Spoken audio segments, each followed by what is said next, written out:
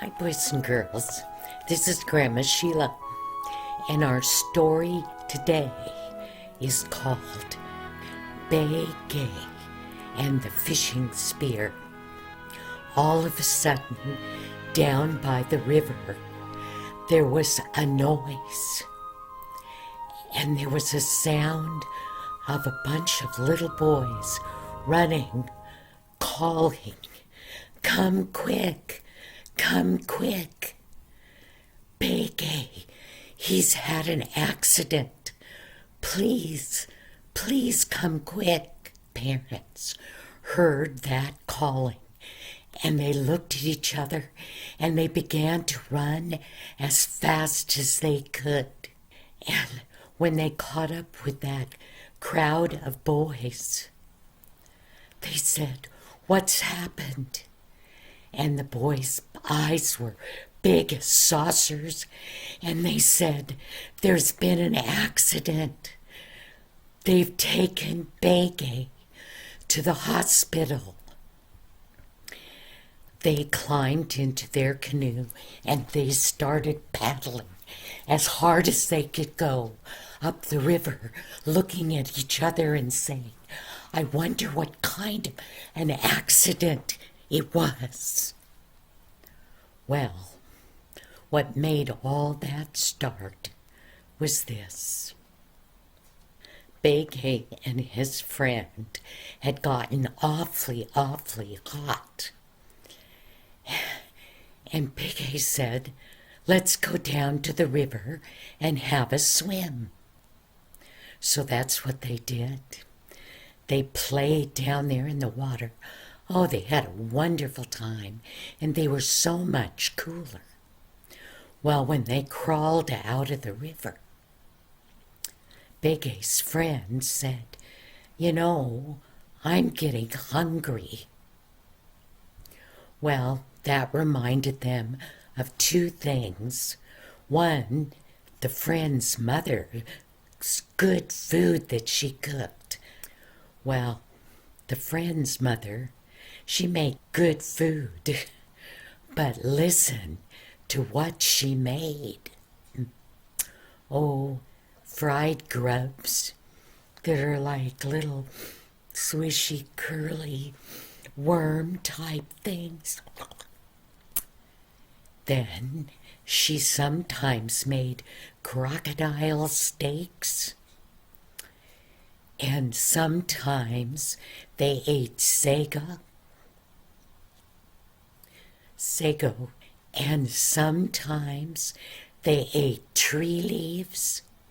All that sounded good to the boys. But then Bege, he started thinking about his parents, all that talk about food. His mother and father had left to go get some sago. Now, that is a food that was a staple for them. Like we eat a lot of pasta, potatoes, and rice.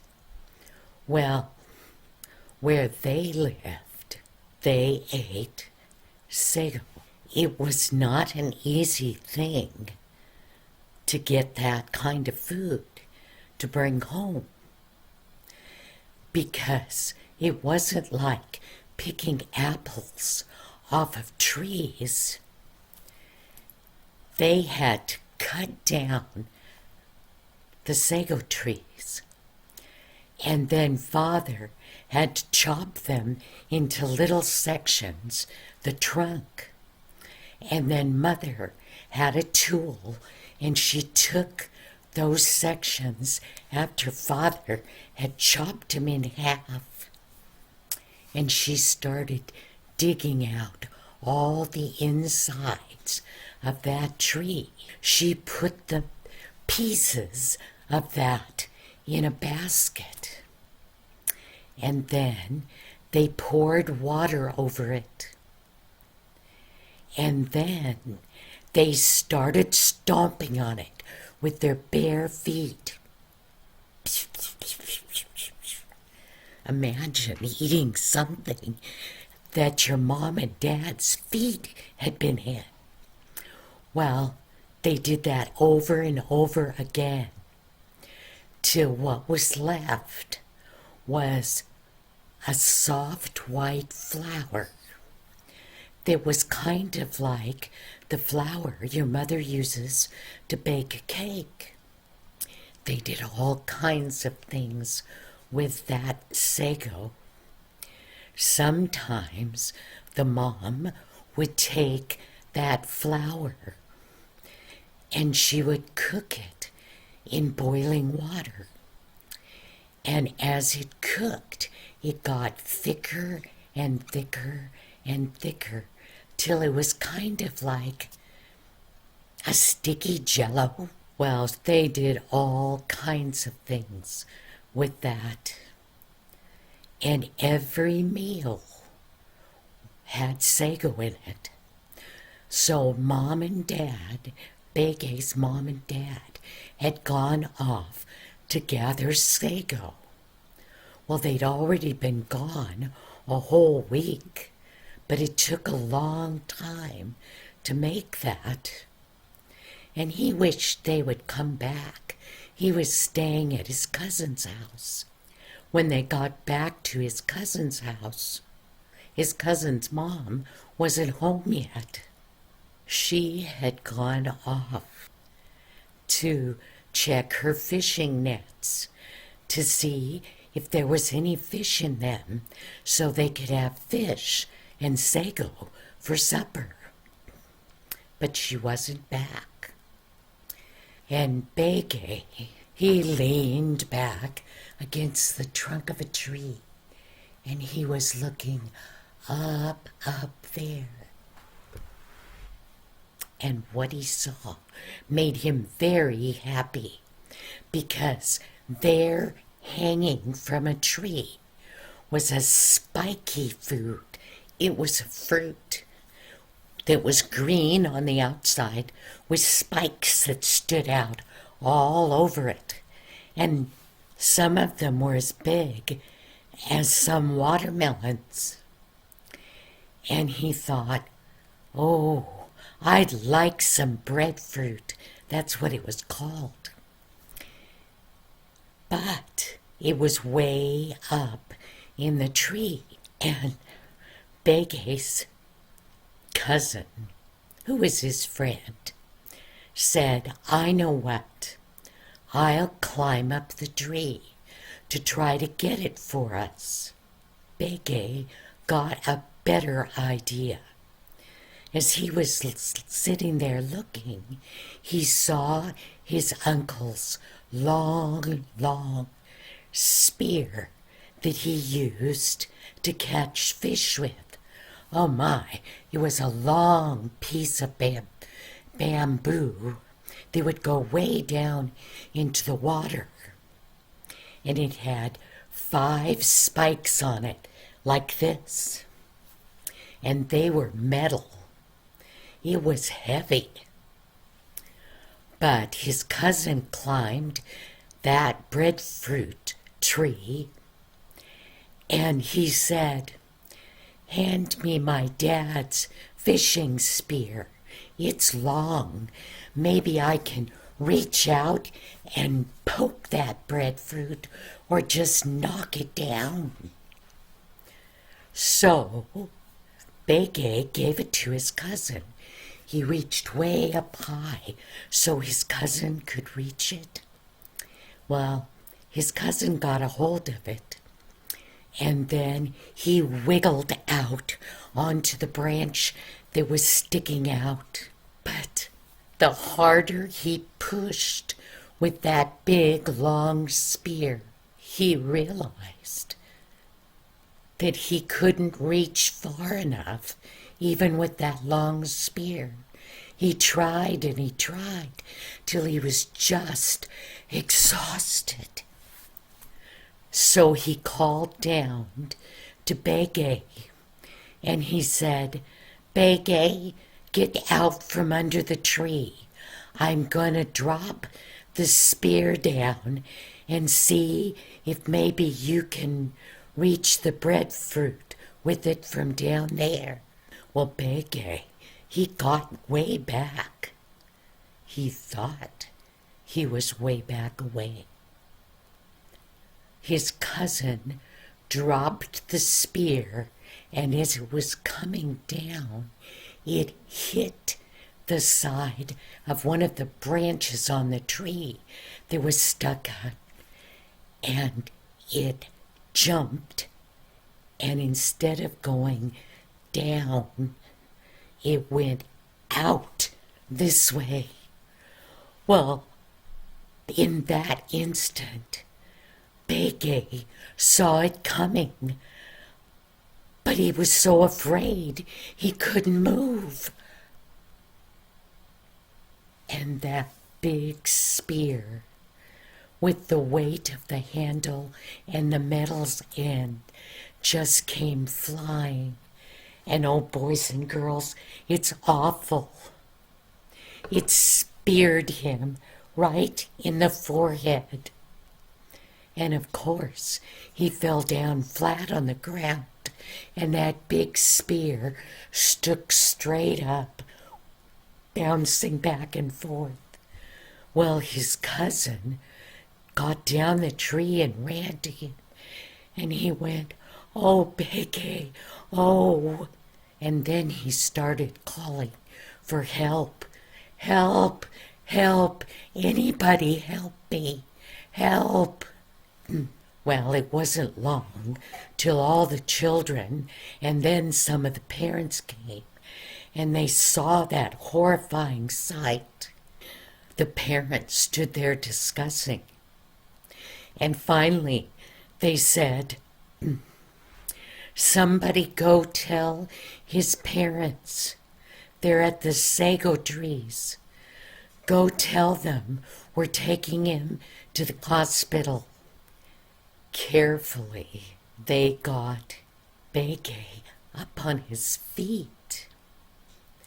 And then a bunch of the little boys got under that handle, and they held it up as they helped Bege walk to the canoe. When they got him in the canoe, those boys sat down and they held that bamboo handle above their head. And the other men started paddling that canoe down the river.